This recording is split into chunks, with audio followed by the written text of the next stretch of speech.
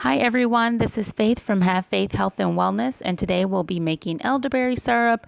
We have our water, our black elderberries dried, we have ginger, fresh ginger, and we also have cinnamon and cloves. So what I'm adding to the pot is 3.5 cups of water, 2/3 of a cup of black dried elderberries, 1.5 teaspoons of ground cloves, 2 tablespoons of fresh ginger, and 1 teaspoon of cinnamon. And basically what you're going to do is mix that up really well so that the cinnamon and the ground cloves are dissolved in the liquid. And there are just so many wonderful benefits to elderberries just in general. It naturally contains vitamin A, vitamin B, vitamin C, and it helps to stimulate the immune system.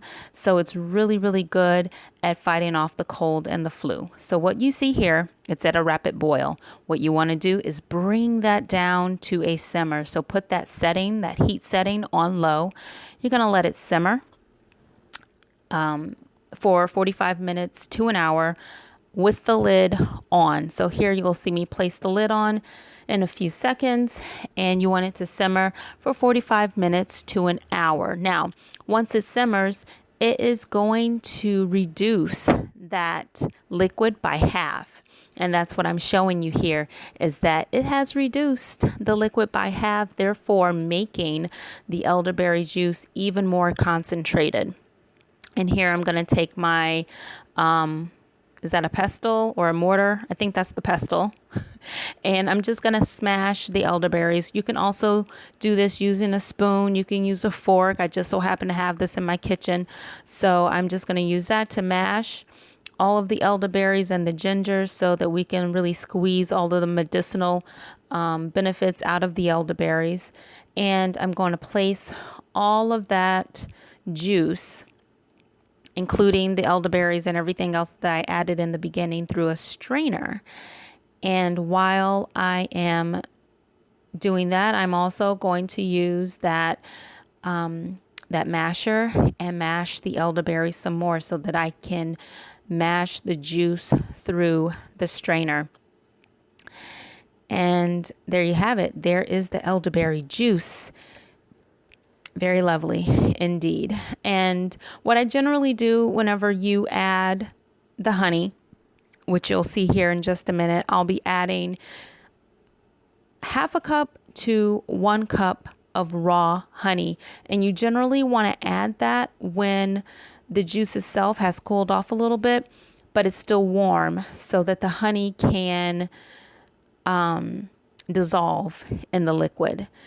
And you'll have your elderberry syrup.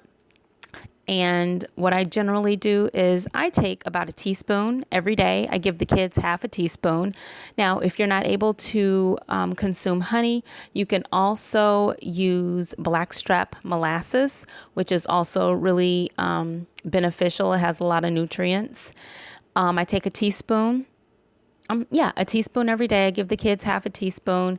But on the weekends, I don't take any elderberry syrup at all, and that is just so my body won't get used to it, and therefore whenever I introduce it back into my body, the immune system kicks in and it's even more effective. So give your body a break from the elderberry syrup, at least over the weekend, so that when you need it, it will be effective. So there you have it. You can pour it in a jar, you can pour it in a bottle. You have your elderberry syrup there. I keep mine refrigerated. It lasts about 3 months refrigerated. And I also have black elderberries dried on havefaith.com. And I also have the elderflower on havefaith.com, where you can make your own tinctures, or you can make your elderberry syrup. If you haven't, please subscribe to havefaith.com or Have Faith Health and Wellness on my Facebook page and Instagram, as well as checking out my website on havefaith.com for your herbal products. And as always, here is to your health and wellness.